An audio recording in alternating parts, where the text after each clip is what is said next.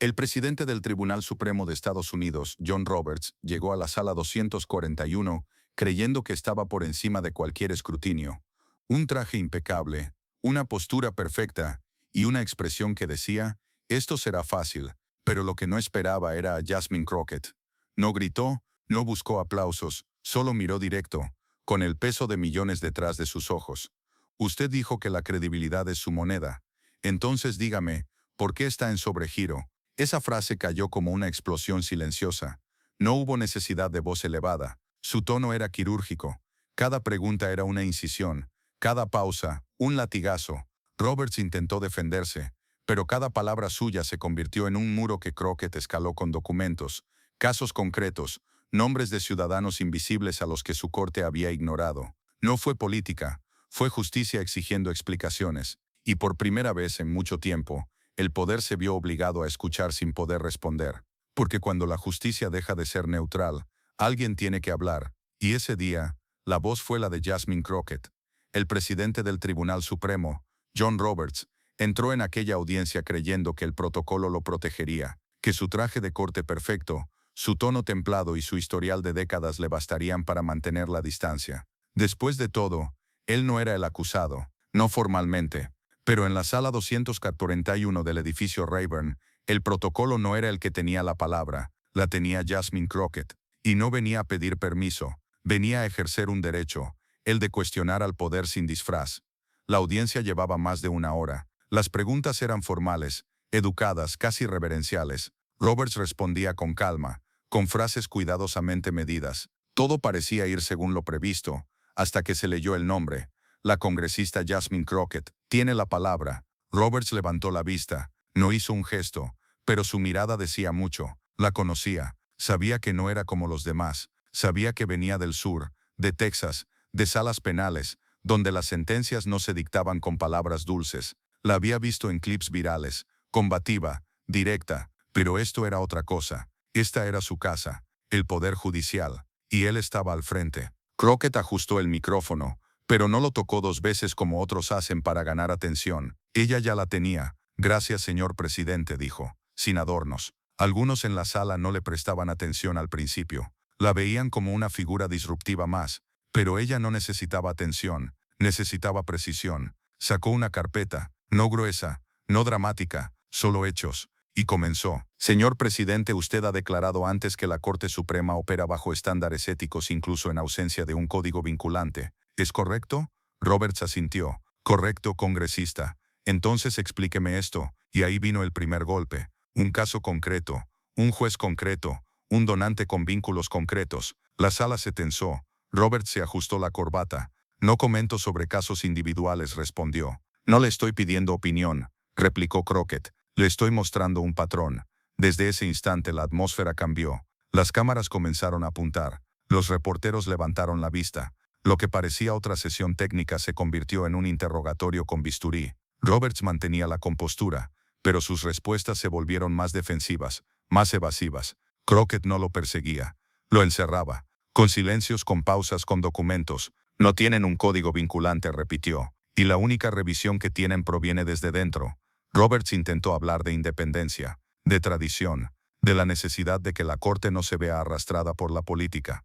Con todo respeto, dijo Crockett, yo pasé años viendo jueces regañar a jóvenes por cómo se vestían, por con quién hablaban, y me va a decir que la corte más poderosa del país no puede rendir cuentas por una cena con un multimillonario. Roberts parpadeó, no porque no supiera qué decir, sino porque no esperaba que ella lo dijera. Crockett no levantó la voz, la bajó, y esa fue su fuerza. Su tono obligaba a escuchar. La percepción importa, señor presidente, dijo, y ahora mismo el pueblo no está viendo justicia. Está viendo poder blindándose a sí mismo. La sala quedó en silencio, no de respeto, de incomodidad, de esas que pesan más que 1000 gritos. Roberts ya no respondía con seguridad, lo hacía con cuidado. Miraba la carpeta, no a ella, y Crockett lo sabía, porque no estaba allí para humillarlo. Estaba allí para recordarle que incluso el más alto cargo judicial no está por encima de la verdad. Y apenas comenzaba. John Roberts se reacomodó en su asiento, como si al ajustar la postura pudiera recuperar el control de una sala que ya no respondía a su cadencia. Pero era inútil.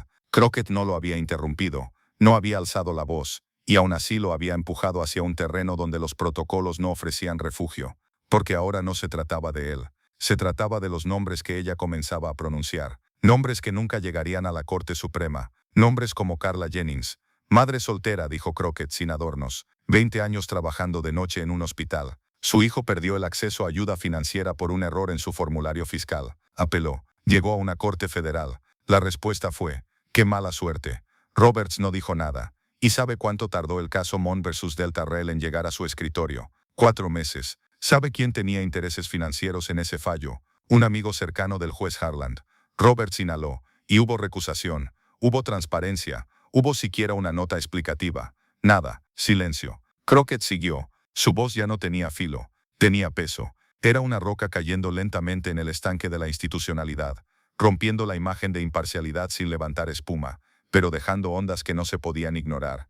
Yo vengo de salas donde los jueces exigen responsabilidad por la simple sospecha de mala conducta, pero cuando se trata de ustedes, no hay códigos, no hay sanciones, no hay consecuencias, solo la esperanza de que se comporten bien. Roberts quiso hablar de integridad. Lo intentó, pero las palabras le salían en modo defensivo.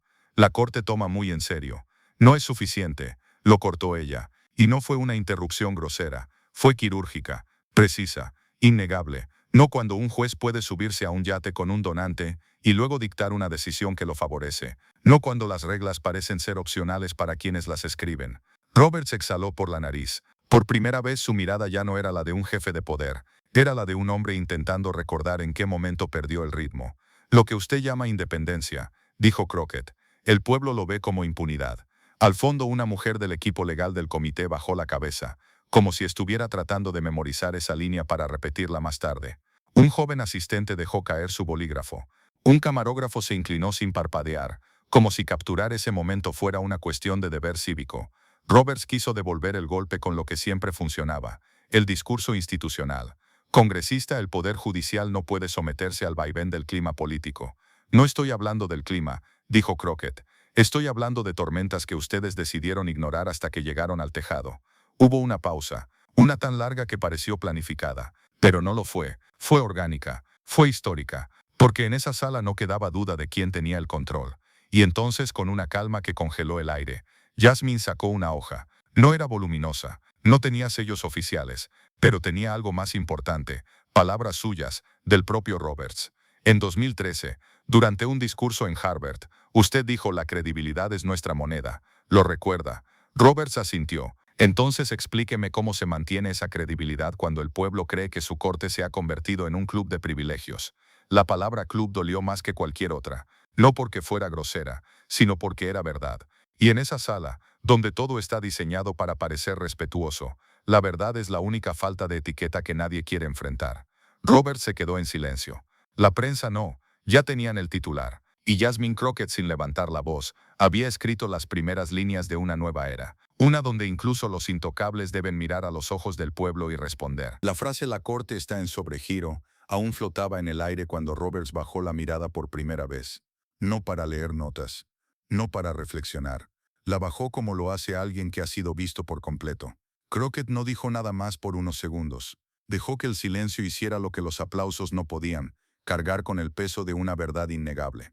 La Corte Suprema de Estados Unidos ya no se percibía como el templo de la justicia. Se sentía como una fortaleza que protegía a los suyos. Pero Jasmine no había venido solo a señalar, había venido a representar.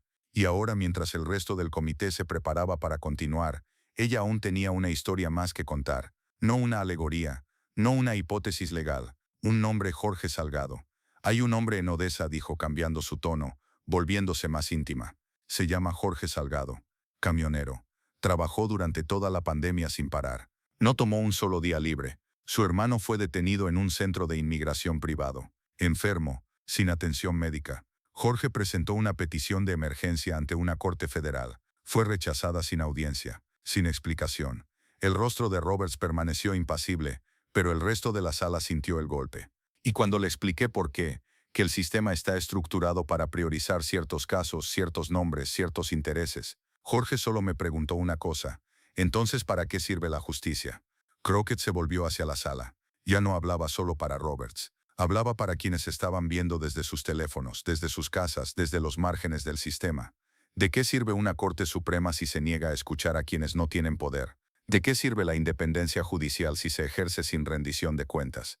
No era un discurso, era una acusación que no necesitaba sentencia, porque el veredicto estaba en los rostros de quienes la escuchaban. Roberts intentó reponerse. Congresista, el papel de la Corte no es salvar casos individuales, es interpretar la ley conforme a la Constitución. ¿Y si la ley se ha deformado para proteger a los mismos que la escriben?, respondió. ¿Y si la interpretación se ha convertido en una excusa para ignorar a los que no tienen el dinero, el apellido o la conexión adecuada para ser escuchados? Ella no gritó, no lo necesitaba. El volumen emocional ya estaba en su punto más alto. Era como si cada palabra suya se imprimiera directamente en la conciencia colectiva de la nación. Y entonces vino la frase que selló todo. Usted tenía razón, señor presidente. La credibilidad es moneda, pero la suya ya no vale lo que antes. Porque mientras ustedes escriben fallos desde yates y resorts, hay familias que ni siquiera pueden pagar por una apelación. Robert se quedó callado, no porque no tuviera algo que decir, sino porque entendía que cualquier cosa que dijera sería solo eso. Palabras. La verdad ya había sido dicha. Y no vino de un juez. Vino de una congresista que no estaba interesada en complacer, sino en confrontar. El presidente del comité carraspeó. Gracias, congresista Crockett. Pero incluso él lo dijo con cautela, como quien ha presenciado algo que lo obliga a replantearse sus propias ideas. Crockett cerró su carpeta. No había dramatismo en su gesto, solo una certeza tranquila. Había dicho lo que tenía que decir, y lo había dicho sin permiso, sin miedo y sin perder el control. Al salir no hubo ovación, pero la prensa ya tenía el titular, y el pueblo algo mucho más valioso: representación. Porque Jasmine Crockett no fue allí a buscar respeto. Fue a recordarle a una nación que la justicia no puede seguir siendo una conversación de élites, hablando entre ellos. Tiene que ser una verdad viva, incómoda, real. Y esa verdad ese día tuvo nombre, rostro y voz. En los días siguientes lo que ocurrió dentro del Congreso no pudo ser contenido por ningún comunicado oficial, por ningún analista, por ningún intento de control de daños desde la Corte Suprema. Porque el país no habló desde los podios, habló desde los barrios, desde las redes, desde el corazón mismo de una nación harta de ver cómo los poderosos esquivan la justicia mientras los ciudadanos comunes la enfrentan sin derechos. Las palabras de Jasmine Crockett no fueron una anécdota, fueron un grito contenido por generaciones. La frase «su credibilidad está en sobregiro» no fue solo un golpe retórico, un juicio público que resonó en millones de estadounidenses que se han sentido ignorados por un sistema que funciona mejor para los ricos, para los conectados, para los protegidos por apellidos y donaciones. Esa audiencia dejó claro algo que ya muchos sabían, pero pocos se atrevían a decir en voz alta: que incluso los jueces, incluso los guardianes de la Constitución, deben rendir cuentas. Y Jasmine no solo lo dijo, lo hizo frente al más alto magistrado de la nación, en su cara, en vivo. El video se viralizó como un incendio que nadie pudo contener, en grupos de WhatsApp, en páginas latinas, en comunidades afroamericanas, en podcasts políticos, en universidades, en iglesias. La gente compartía el momento no solo por lo que se dijo, sino por cómo se dijo, sin miedo, sin temblor, sin pedir permiso. Porque en un país donde las instituciones están cada vez más desacreditadas, lo que hizo Jasmine no fue una crítica, fue un acto de reconstrucción, de devolverle al pueblo el derecho de decir: esto no está bien, y ustedes ya no van a callarnos. En el Congreso algunos intentaron minimizar lo ocurrido, hablaron de retórica incendiaria, de falta de decoro, de estilo agresivo, pero el pueblo no necesita estilo, necesita verdad. Y esa verdad llegó ese día en forma de mujer negra, electa por la voluntad popular, que miró a los ojos a un juez blindado por décadas de impunidad institucional, y le dijo: usted no está por encima del pueblo, usted se lo debe todo al pueblo. Jasmine no buscaba aplausos, ni titulares, ni trending topics, buscaba justicia, y la encontró en el rostro de quienes la vieron llorando frente a su televisor, sintiendo por primera vez que alguien hablaba su idioma. Porque cuando un sistema ignora sistemáticamente a los invisibles, basta una voz con convicción para encender una revolución de conciencia, de representación, de dignidad. En entrevistas posteriores, cuando le preguntaron si temía represalias, respondió con frialdad: si por decir la verdad me quieren callar, entonces tienen miedo. Y cuando el poder le tiene miedo a una mujer con un micrófono, es porque sabe que la verdad le está ganando terreno. Nadie volvió a preguntarle lo mismo. Y mientras la corte seguía intentando limpiar su imagen con comunicados vacíos, y los medios tradicionales trataban de distraer al público con otras crisis, el clip de Jasmine seguía girando como un símbolo de algo mucho más grande que una audiencia, el nacimiento de una era en la que los jueces ya no podrán esconderse detrás de sus togas, ni los políticos detrás de sus discursos, porque hay una nueva generación dispuesta a gritar donde antes solo se susurraba, y esa generación tiene nombre, tiene rostro, y tiene voz, se llama Jasmine Crockett, y no vino a pedir permiso,